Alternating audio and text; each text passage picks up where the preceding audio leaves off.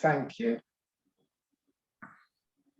Thank you. Thank you very much. Thank you, Ellie, for your very capable administration of all this high technology stuff.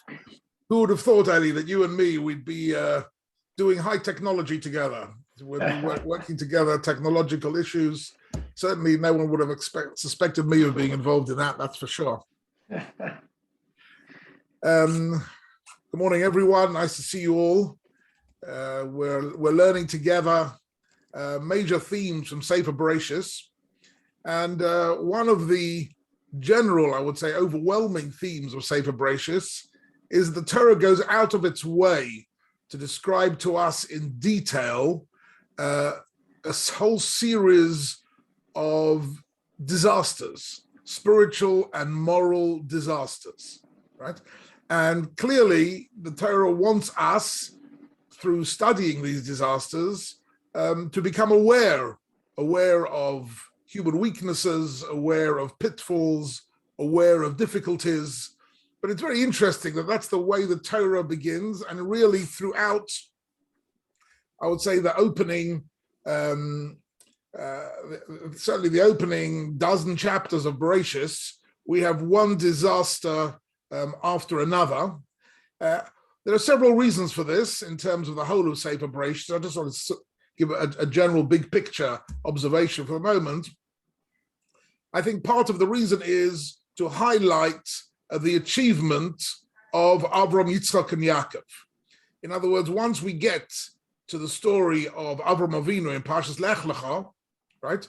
We've been through eating the forbidden fruit, we've been through Cain killing Hevel, we've been through the Tower of Babel, we've been through the flood, we've been through all the disasters and the spiritual and moral mistakes that mankind have made. And that provides a type of a gestalt, a type of a contrast to the life of Avram, Yitzchak, and Yaakov. And I think that's the point of it, really, is to highlight the uniqueness of the Avos. And maybe I'm under particular influence of the Avos at the moment, because yesterday morning, Rosh Chodesh Elul, first day of Elul yesterday morning, I have a custom, which Baruch Hashem I've been able to do for many, many years, to go with my brother to daven with a Netz minyan at Ma'oras HaMachpelah in Hebron, to go to the Ma'oras HaMachpelah. And I think we've been doing it for about 25 years. I've always managed, when I was in Chutz La'aretz, to time my summer trips to Israel so that on Rosh Chodesh Elul I would be here to go together. And it was, it's always, for me, very special. Not everybody can relate to Ma'oras HaMachpelah so well, but for me, in a sense, Ma'oras HaMachpelah, I feel more deeply about it, possibly even than the Kosel. It's just a very special place. And particularly if one is connected, as I am, to Sefer Bereshis, particularly, Ma'oras HaMachpelah is really the Avram, Yitzchak, and Yaakov that we mention in the opening line of every Shemona Esrei that we daven.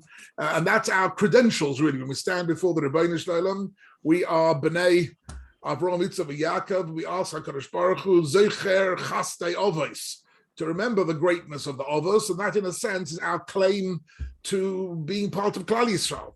And Ma'oras HaMachpelah, it's actually nowadays, for those of you who haven't been there, it's exceptionally easy to get to.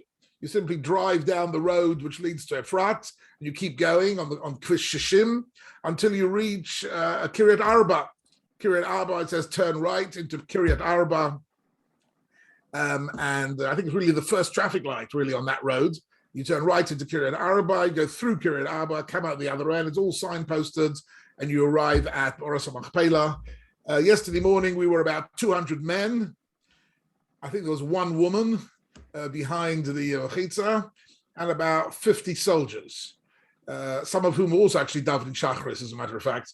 But it was just a very beautiful and very, I found it very inspirational experience. And Hebron is very accessible, and I find it extremely meaningful, especially if one has learned a lot about Avram, Yitzchak, and Yaakov. I say this because I want to explain really the context. 90% of learning Chumash is understanding context. The context of all these stories of eating the forbidden fruit, of Cain killing Hevel, of the Averis that led to the flood, are all there in order to emphasize to us that Avram, Yitzchak, and Yaakov really overcame all these powers of negativity which had developed within human nature and within human society, and had transcended all that, and that their emunah and HaKadosh Baruch Hu brought them towards a life of chesed, a life of midas, a life of emunah, and by giving us these stories, maybe we can understand more acutely just how great their achievement was. I think that's definitely part of the reason why we need to hear about all these disasters. Because today we're going to learn really about a murder story, right? Cain and Hevel is the story of a murder. It's a mysterious story, not mysterious in the sense of that we don't know who did it. There weren't many options of who did it. There were only 4 people alive on the world: Adam and Chava, Cain and Hevel, and we know exactly who did it. But even after the end of this year, it'll still remain a little bit of a mystery about why he did it exactly, why Cain did what he did. And there's several different theories which I'll share with you, and we'll look at it more closely. But certainly, the Torah wants to tell us that within the human being, even though the Torah started off by telling us that the human being is endowed with a tzelem Elokim, with a nitzait, a spark of ruchnius, of nitzchias, of eternal spiritual understanding, right? And that eternal spark is with us all the time. That's half the story. The other half of the story is that human beings have within them a murderous drive. And that is the nature of the human being, that they've got both of these together. As Chazal occasionally describe in the Medrash, that human nature is, Chazal use the phrase, or v'choshech mishtamshim be'irbuvia, a mixture of light and darkness. Right? In other words, the light is the ruchnius, the desire to live a spiritual life, a moral life, a life of chesed and wisdom. And then at the same time, within the same human being, there can be a murderous instinct. There can be a murderous drive, which needs to be tamed, which needs to be controlled. And that's the human being. That's the nature of the human being. And that is the nature, if you like, of the human condition. And the Torah, by giving us these stories, wants to highlight really the difficulty of it, in a certain sense. Okay, that's my introduction to the story we're going to learn today. I just want to remind you, we started this topic in the last 5 minutes of the shir last week, and I just got through one point, which I'll just review because it's an important point, and that is that Chava gives birth to Cain and calls him Cain. The name Cain is because she said, Konisi ish Esoelakim. Instead of saying, this is a gift from God, she said, I have acquired a baby. It's mine. This baby is my kinyan. I have acquired it. Esoelakim. It's true, I've done it with God's help. Thank you very much. But there was an overemphasis on the word kinyan, on the word acquisition, on the possessiveness of Chava towards this child. And this concept of possessiveness transmitted itself into the young man with the name Cain. Cain comes from the word kinyan, right? Now, the word kone and kinyan is not in itself a negative word. We acquire things all the time. In fact, we even refer to the Rebbeinu Shlomo in the opening lines of the Shemona Esra, Kone Hakol, that HaKadosh Baruch Hu has acquired and owns the universe, okay? But here, in this particular case, there was something a little bit negative about her sentiment towards Cain. Konisi ish Esoelakim. Look what I've done. Look how great I am. This is my possession. In passing, I want to mention that generally it's a mistake, which is a subject for maybe the psychologists and the therapists among us, the idea that parents feel that they own their children. We don't actually own our children. Our children have a life of their own, have choices of their own, have personalities of their own, and we can possibly point them in the right direction and give them love and assistance. But actually, they don't belong to us. Our children don't belong to us. They are gifts from HaKadosh Baruch Hu, and they have their own direction in life, which they have to work out for themselves. But this error is already there in this with Chava and Cain, Konisi Isherakim, it's mime, as a result of which Cain has an overdose of possessiveness, if you like, hardwired into him from his birth. Okay, that's my introduction to this topic. And now we're going to learn a little bit of text together. Hold on. Okay, Ellie, I've got a text. Can you see a text? Good, excellent. Okay, this is Cain and Hevel. So we looked at this first pasuk, and this is the phrase that I just now mentioned, konisi, right? That she says, konisi ish es Hashem. Okay, and then vatosef loledes. Let's just take the next pasuk. Vatosef loledes. And she now gives birth to a second child, as Ochiv, as Hevel. She gives birth to a second child called Hevel. The word Hevel is also a strange name, like the word Cain is an unusual name.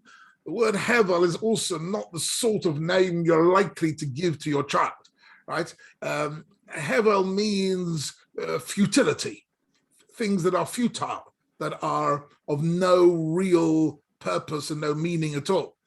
In fact, the word Hevel in its root simply means a breath of air. A breath of air, the Hevel pihem, when the air comes out of your mouth, once it's out of your mouth, it's not doing anything anymore, right? It's just, it disappears. So Hevel, which of course is the key word of the book of Koheles, Hevel havolim hakol Hevel, is an expression of futility. So it's actually quite interesting, and it's not my subject for today, that for Chava, Cain is an expression of personal power and ownership and possessiveness, and Hevel is actually an expression of meaninglessness and of a futility in life. Okay, I'm not going to do that for the moment.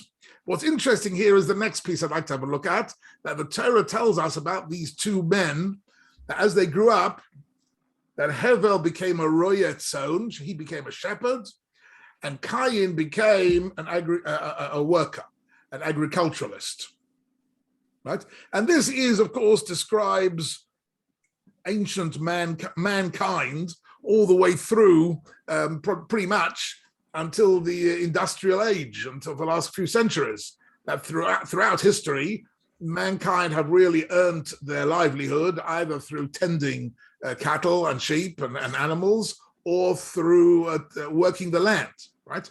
Today, only a very small percentage of people work the land, right? I think here in Israel, they say 2 or 3% of the population are involved in agricultural work. Everybody else makes a living, obviously, by becoming a lawyer or an accountant, obviously, right? Or trading on the stock market. No one dreams of educating their child to be a shepherd or a farmer. But in the ancient world, shepherding and farming were the two major fields of endeavor, and Hevel and Cain are depicted here as each one taking on for themselves a different aspect of work. Why is that interesting and why is that important? Maybe we'll look at that in due course. But there is an interesting reference here from the Chizkuni.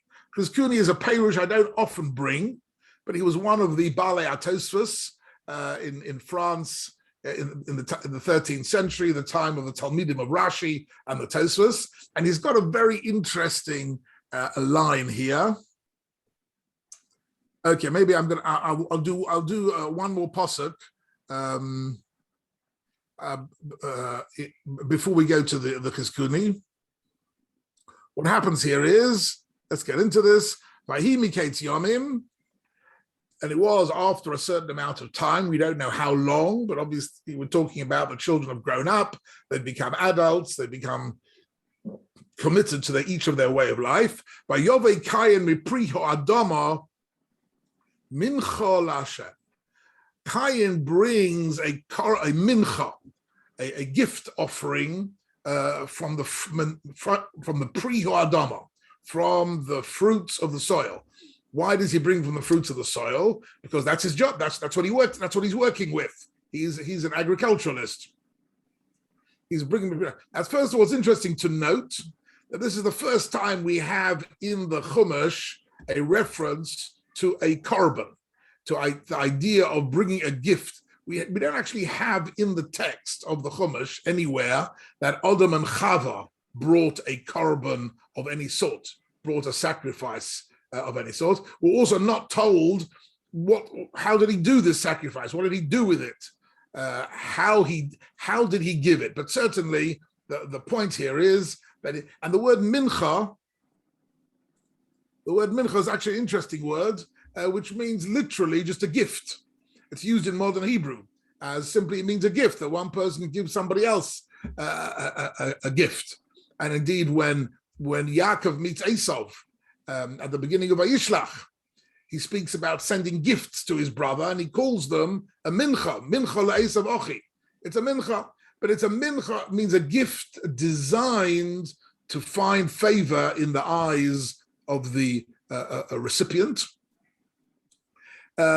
Of course, in the Beis Hamikdash, a mincha, and maybe it comes from here, that the first mincha recorded in the Torah is of a vegetable type, right? It's not an animal korban, it's a vegetable korban. And indeed, throughout the whole process of the Beis Hamikdash and the korbanos, that meaning remained. In other words, when a korban mincha in the Torah is never an animal sacrifice. It's always flour and oil of one sort or another. There were different types of mincha machvas, mincha marcheshes. There were different types of minochas, right?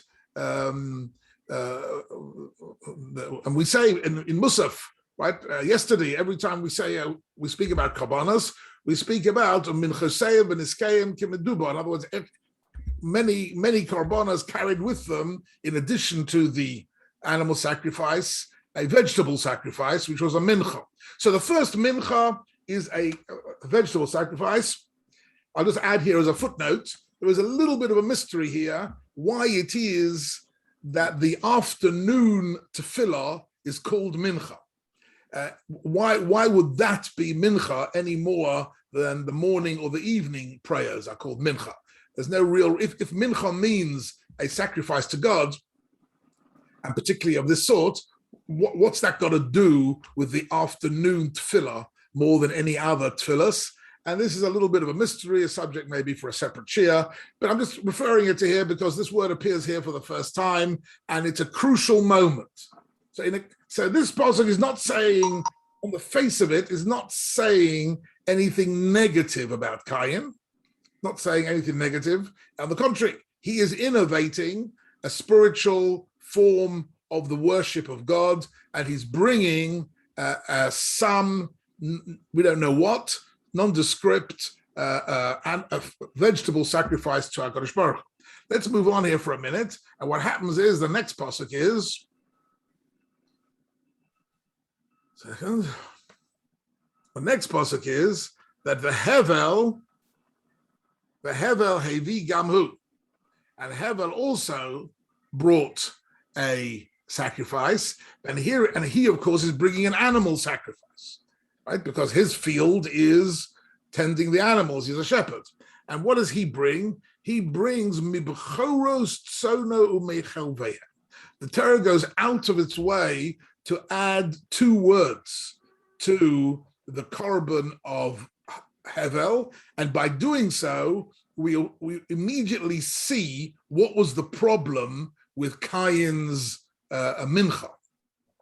Because here, when Hevel is bringing his korban, he doesn't just bring an animal, he brings mibchorot. The bechor is the firstborn, right? So he's bringing the choice. He doesn't bring an animal, he brings the best animal. Of all the animals that he's got, he takes the best animal, the bechor, and he brings that as the korban to HaKadosh Baruch Hu, which is, of course, a forerunner later on in the Beis HaMikdash of the whole idea of the sanctity, Kadesh li kol bechor, right? The idea of the sanctity of the bechor of every animal, as indeed there is a sanctity of a bechor, a human bechor. I'm not going to go into that for the moment, but he brings the bechoros. So he wants to bring a gift to HaKadosh Baruch Hu, and he brings the very best. And then he adds on, umechel vehen. Chel vehen means the chalev. The chalev is the fat, right? The fat of the land. So chalev can either mean literally the fat of the animal, meaning a part of the animal, but chel vehen can also mean the best of, right? When it says "V'ya'achileu mechalev chita," means to bring the very best of the wheat, right? So chalev has a reference of the choicest, right? So he brings not only the bechor, but the best of the bechor. So he's looking.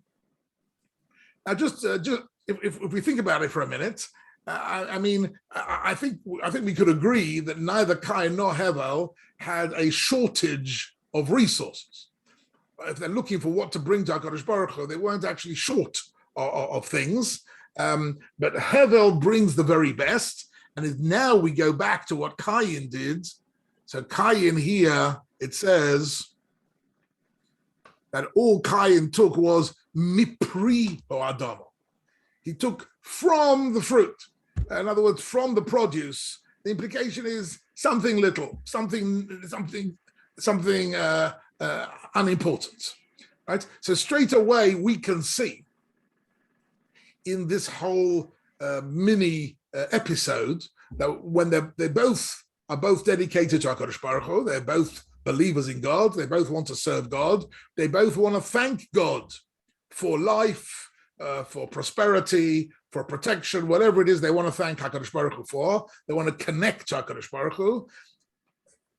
Hevel brings the most beautiful and precious thing he can think of, and Cain brings something unimportant, right? And this already connects again to the theme I mentioned at the beginning of the Shia, Cain's possessiveness and feeling that he doesn't want.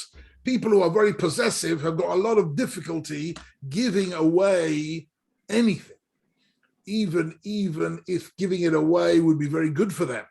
And they understand that it's important to give it away, and they understand the importance of helping somebody else or making a donation or making a contribution of some sort. They somehow can't do it, right? There are people who have, if you like, almost pathological miserliness built into them, that it completely goes against the grain to give away anything. And one of the most remarkable examples of this, of all time remarkable, is Cain, who has in fact the whole world in front of him. He has no restrictions at all. Everything that is in the world is there for him to help himself to. There are no competing consumers of any sort for his agricultural work, and he is supremely in possession of the land. Why not give to HaKadosh Baruch Hu the very best? Why not give him the best? The answer is he couldn't do it. He somehow couldn't overcome his kamtsanut, right? His miserliness. And again, this goes back to what I said at the beginning of the Shia. The Torah is giving us examples of people who are really spiritually and morally flawed, and how these conditions really are, in a sense, the challenge of mankind, the challenge to overcome them. And we'll see in a minute.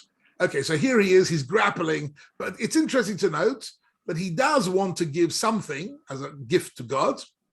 So he is a mamin, but he just can't part with anything.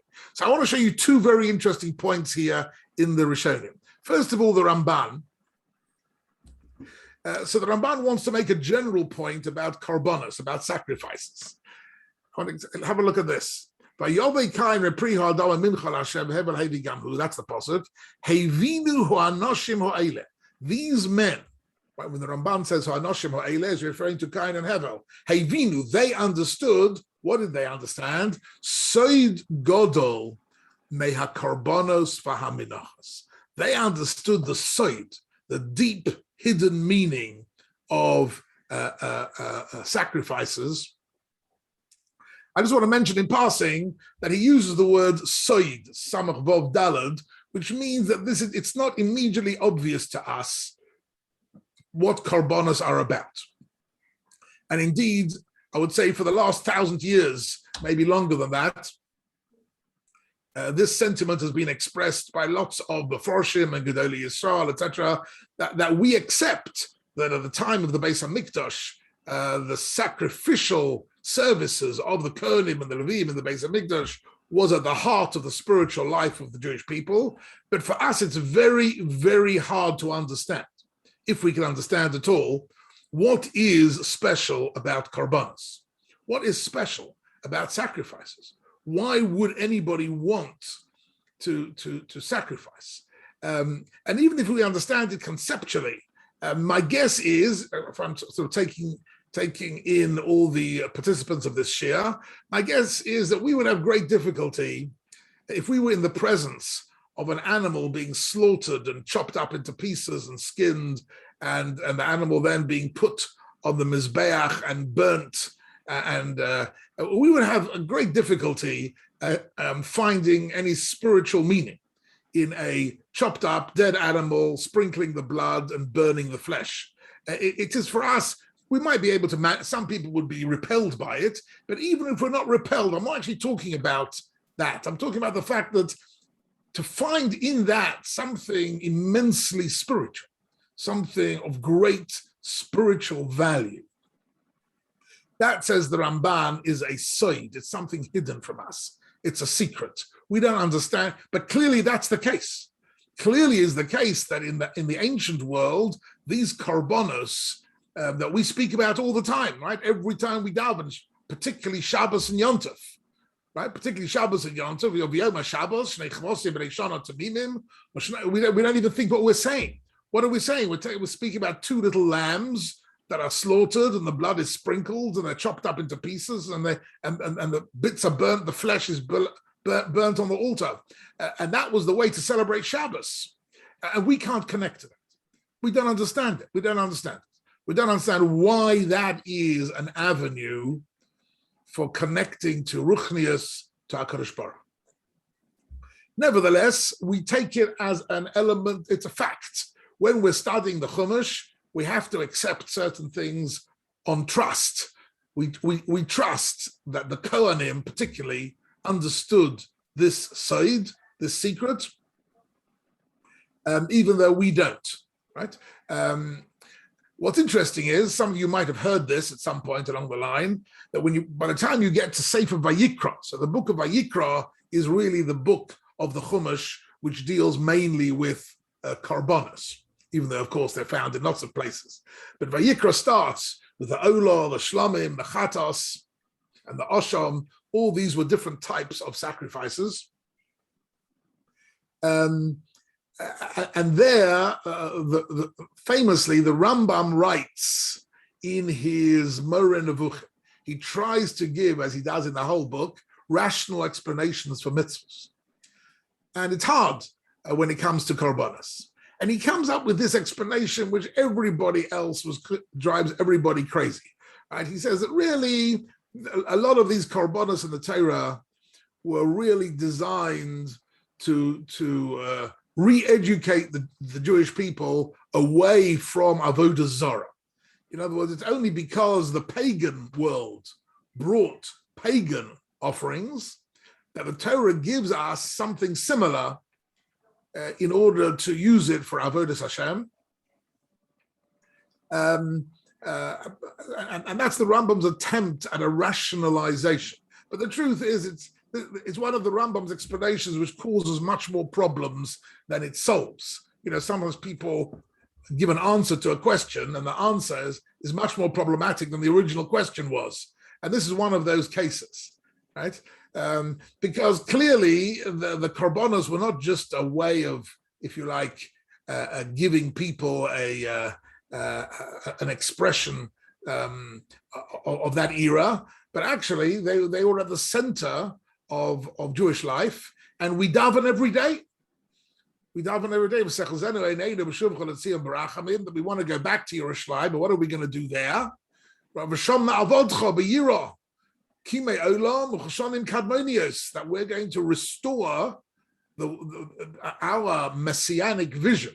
Our idea of Yemos HaMashiach includes korbanos, right? When we say Chadesh Yomeinu Kekedem, we mean that we are dreaming of a time when Yerushalayim is restored, Beis Mikdash is rebuilt, and the Kohanim la'avodosom, and the Kohanim get back to work. And what are they doing?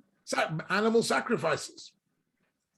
So it can't be the case. And with the Rambam in Hilchos Malachim, when he speaks about Mashiach, he says explicitly, one of the things that are going to happen is we're going to go back to korbanos, we're going to go back to animal sacrifices. So for the time being, and when I say for the time being, I mean for the last couple of thousand years, Klal Yisrael have simply taken animal sacrifices as a given. It's a given of the biblical world, something which we don't understand anymore. What is spiritual about it? But, and this is where the Ramban says already here, that's the Ramban we're looking at, I'm going to come back to it now. The Ramban says, guess what?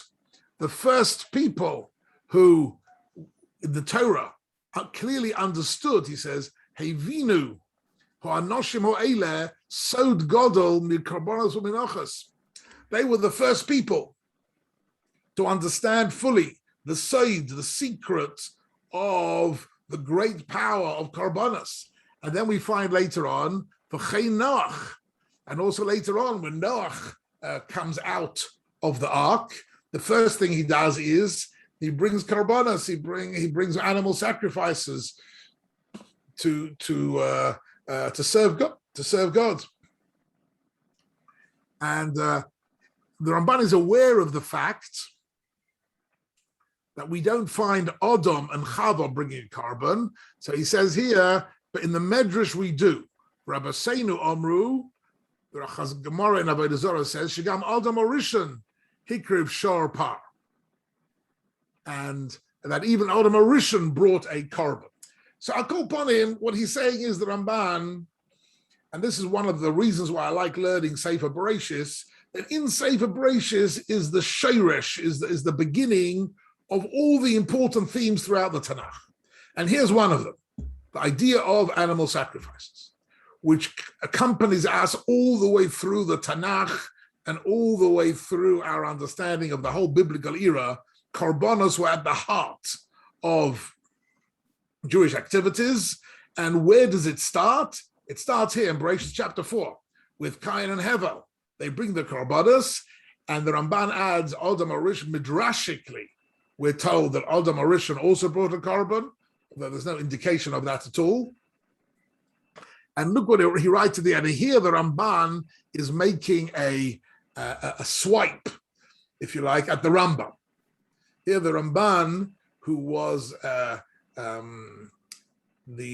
main, if you like, interlocutor, he was the main person who was debating with the Rambam, not physically. The Ramban was a generation later than the Rambam, but the Ramban takes on the Rambam with the highest respect. He calls him the greatest Torah scholar ever, but he disputes with him on certain points. And one of the points is the point I mentioned a few moments ago. That the Rambam says the whole idea of animal sacrifices was only to wean the Jewish people off pagan practices. It says, V'zeh, right? So here I'm just going to highlight these words for a minute.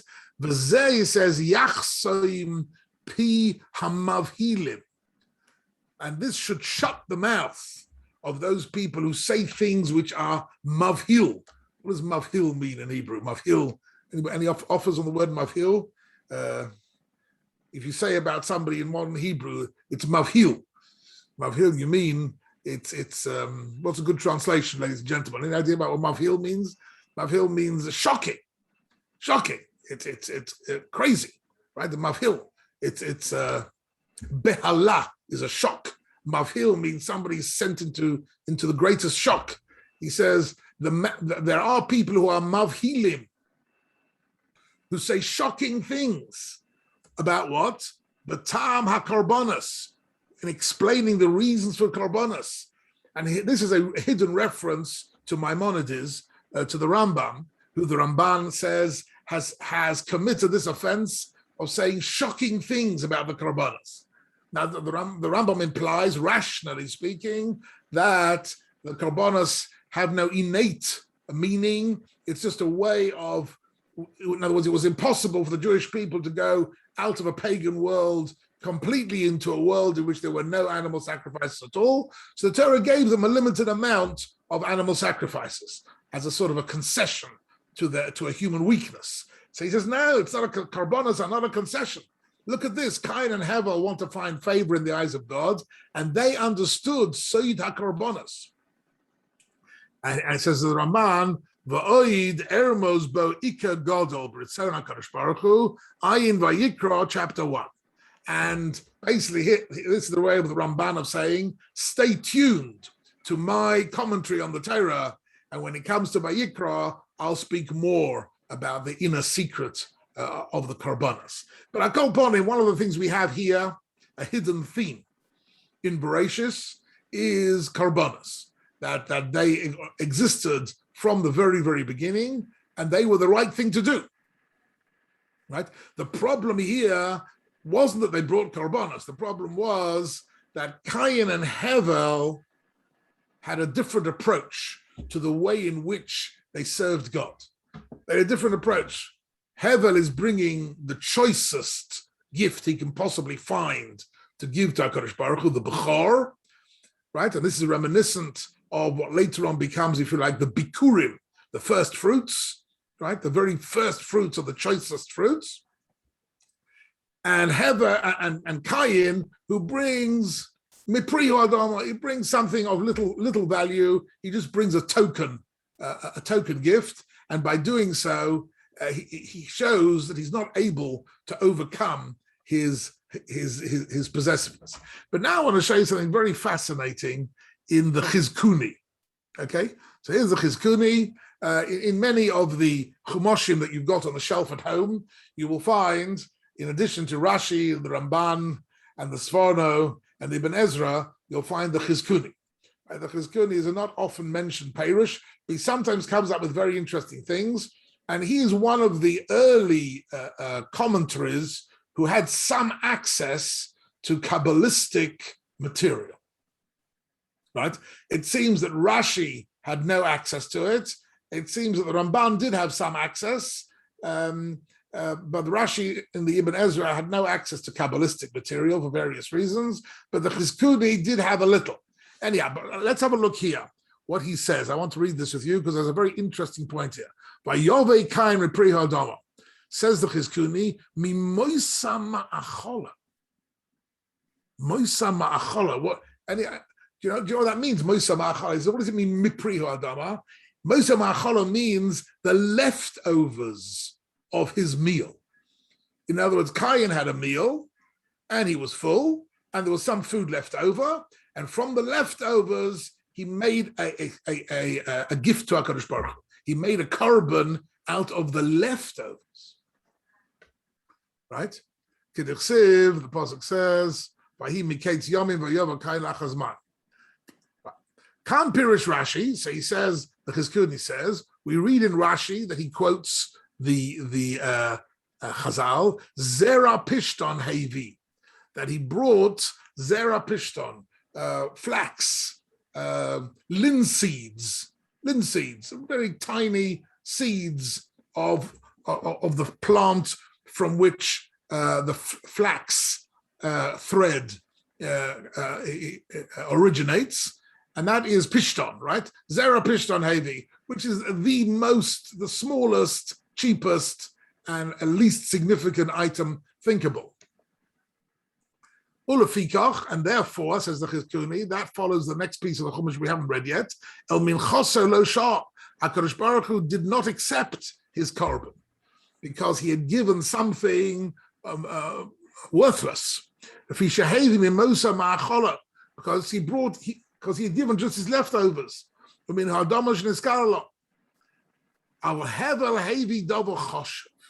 right? Here's the contrast, right? This is the contrast. Hevel hevi davar choshev. Hevel brings something of significance. What is that? The bechor, and he brings it kodem shenenemeh. He doesn't first eat and then give God his leftovers. He first brings the korban, and only then he partakes. And now look what the Chizkuni does at the end of this parak, which I find fascinating. Look at this.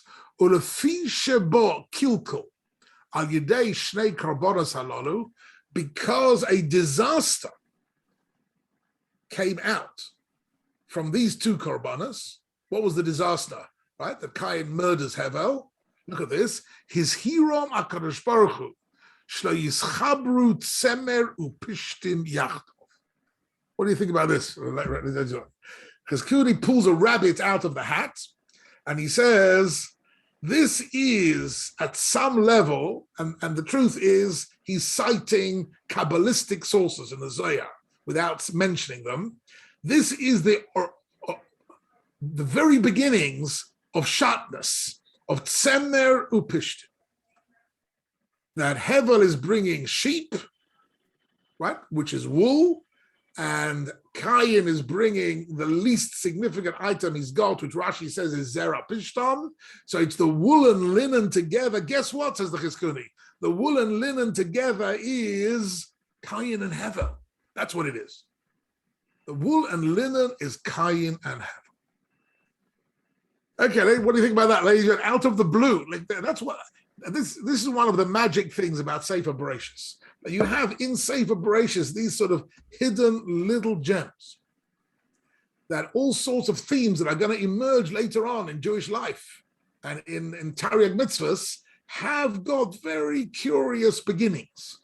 And says the Chizkuni, based on Kabbalistic material, Cain and Hevel is shatness. So the next time, ladies and gentlemen, next time you send an item of clothing to be checked for shatness, you should have in mind Cain and Hevel, right? That this is a forbidden mixture.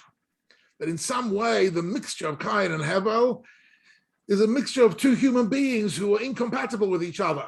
And the wool and the linen. I can't resist telling you a little anecdote of a relative of mine. It's a story you might have heard because it did hit the press many years ago when it happened. But I have a relative who I'm extremely fond of, who must be about 90 years old today. His name is Professor Yisrael Oman. Mm-hmm. Yisrael Oman is a cousin of my late father, Zechron Livracha. They were first cousins. And Yisrael Oman is a world-class mathematical genius. And about 15 years ago or so, maybe a bit longer, he won the Nobel Prize for his mathematical achievements, right? Yisrael Oman, A-U-M-A-N. You can Google him, a very, very interesting individual. Also, incidentally, Google won't... In economics. What do you say? He won it not in math, but in economics. Yes, he got the Nobel Prize in economics only because there is no Nobel Prize in mathematics. In terms of the categories of the Nobel Prizes, there is a Nobel Prize in economics. There isn't one in mathematics.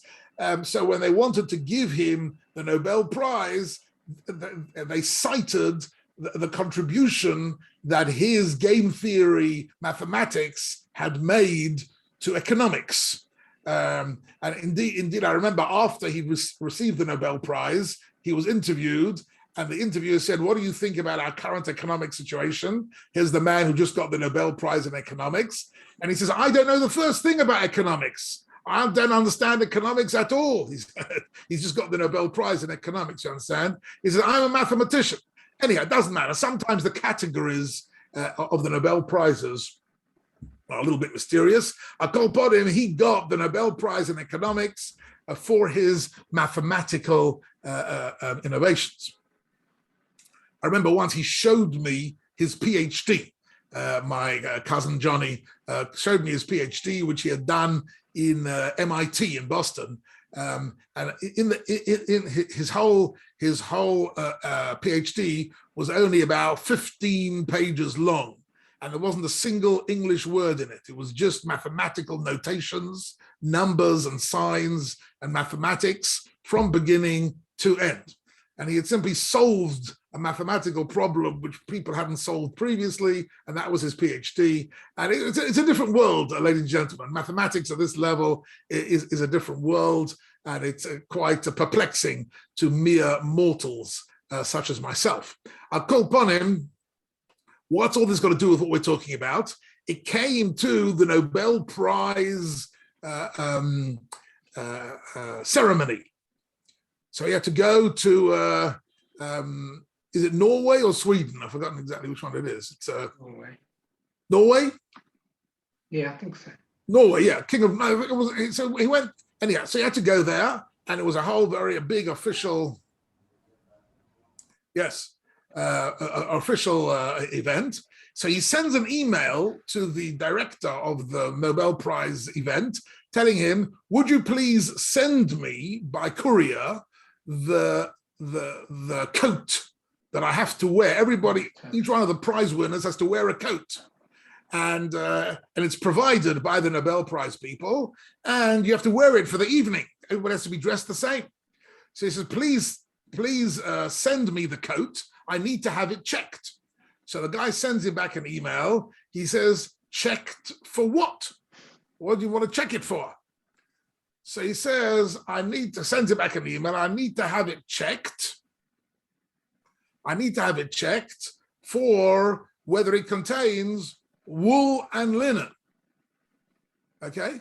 So he's, this was going to get it. Oh, right. Thank you, Elian. That's right. Elian's showing us a picture of my cousin, Johnny Oman, a wonderful, special Yid, a Talmud Chacham, and an amazing Baal Chesed, and a total world genius. Thank you, Elian.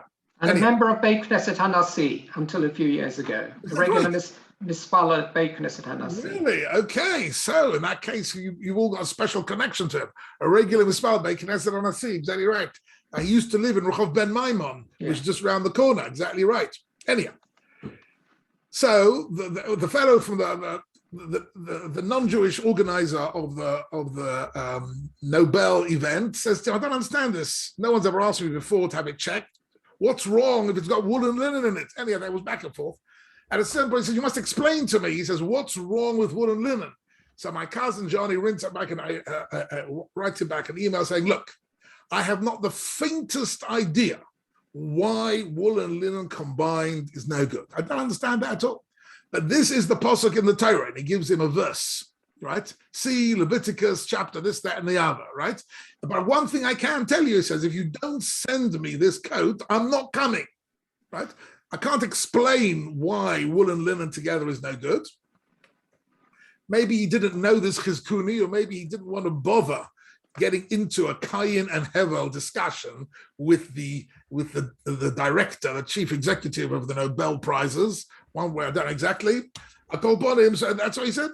Anyway, what happened in the end was they sent him the coat, and it was full of shatnez. It had wool and linen throughout. There was no way to take out the shatnez. So he went to a tailor in Tel Aviv, and he had an exact replica made without the wool and linen in it. So he solved the problem. Anyhow, when I think about shatnez, I think about my cousin Johnny and his Nobel Prize experience, and that he was insistent upon it. No way is he going to be wearing a wool and linen a suit to receive the Nobel Prize. And there are lots of other very interesting little anecdotes connected to his receiving the Nobel Prize, but maybe not for now. But I call upon him, what we see here is Kayin is an Oved Adama, and Rashi says Pishton. It's about flax and linen. And Hevel is a shepherd, and it's about sheep and wool. And wool and linen coming together created the first murder of Cain and Hevel. And somewhere in this whole story is the reason why wool and linen combined is forbidden. But even so, it's still difficult to explain. But some way what the Chizkuni is doing for us is he's joining the dots here a little bit in a very interesting way. So next time somebody speaks to you about shatnez, take out the Chumash and learn with him Bereshis chapter 4. Let's just go on a little bit here.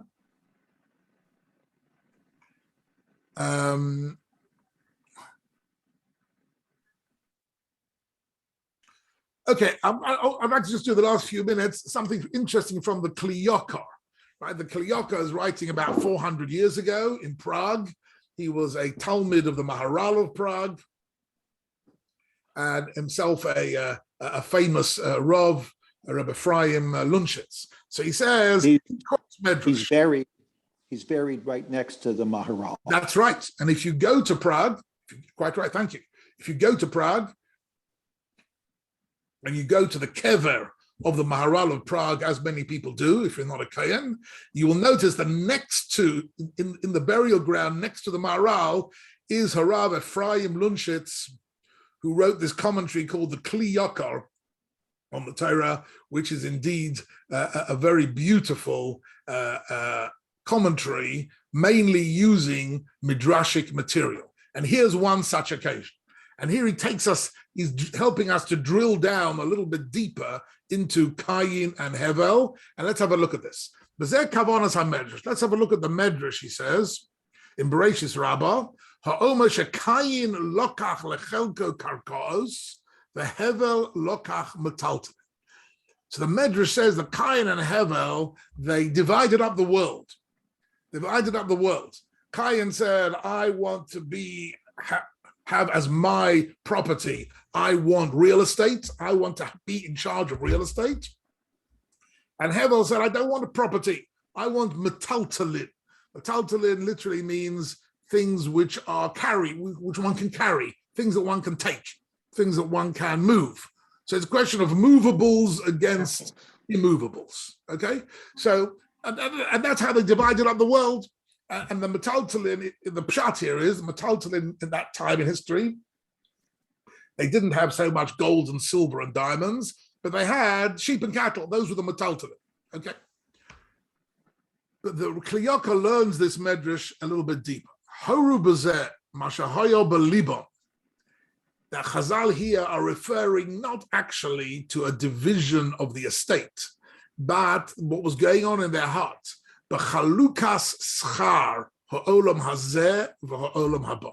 What they're really talking about is whether they were focused on a reward in this world or on a reward in the world of eternity. Ki kol chemdos ha'olam hazeh ein ha'odam yochel l'taltala. Because all the precious items of this world cannot be taken along. He's playing on the word metaltalin. Metaltalin means to take it with. You can't take it with. In velikach mehem me'uma, laholichom la'eva ha'olam ha'yerida. No one can take with any of their wealth or any of their physical assets into the next world. Elahem kekarka ha'omedes b'mkomo. They are like real estate, in other words, they can't be moved, right? So he says, he brings a moshel of someone who goes Yerid. In medieval Europe, most businesses was done in the Yerid. Yerid was like a market, a fair of some sort, where traders and suppliers and purchasers would all meet each other and negotiate and make deals. Says, but you used to go to a Yerid, which was many, many miles away from where you lived. Somebody who goes there to a fair, the Kona Shamba Ma'osov Karkos about it. And when he goes to the fair, what does he buy? He buys property. And of course, then he goes back home again and he can't take the property with him. So it's useless to him, right? We're talking at a time without banks and without money transfers, or without stock markets. If you bought property in a different country and then went home again, that property was useless to you. She'ena yochol laholicha mimel habeisa. He can't take them home anymore. Ein lehem mehem kimashu ochel mipiria ba'odebaretz. Okay, I'm going to. So he says.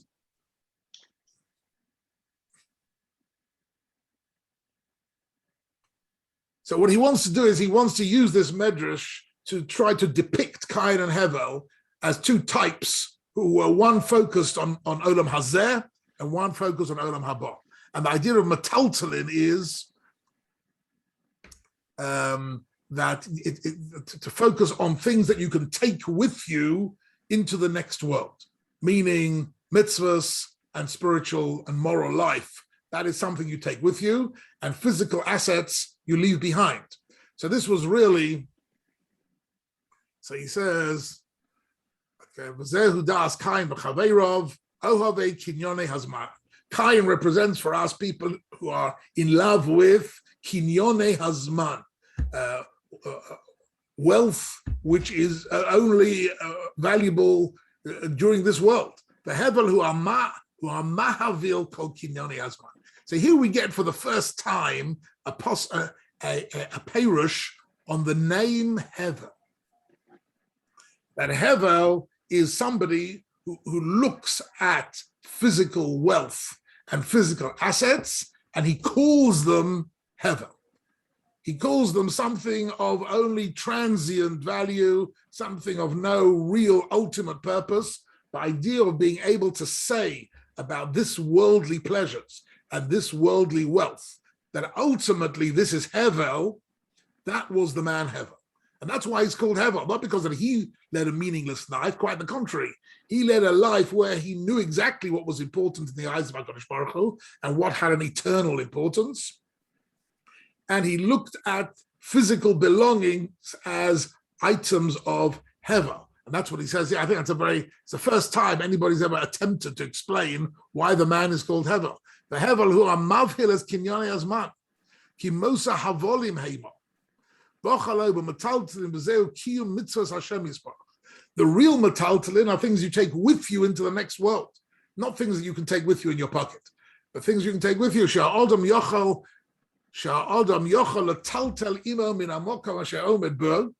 Things that he can take with us from this place, from this world. So I just find this very, very interesting, this kliyaka. So I think we're coming to the end of the Shia, but just to sum up, we've had a look at Cain and Hevel as two types of human beings, and which contrast each other quite dramatically. Cain is unable to overcome his possessiveness. He can't even give to HaKadosh Baruch Hu any gift other than the leftovers of his food. That's all he can give. He can't give anything else, even though the entire world is his. He's got an innate kamtsanut, an innate miserliness, which comes from an overdose of possessiveness, and hence the name Cain and Kinyonim. And that is, he becomes a prototype individual of somebody who can't get past his sense of belongingness. And of course, with that sense, Hevel becomes a threat for him. And as we'll see next week, where that leads to.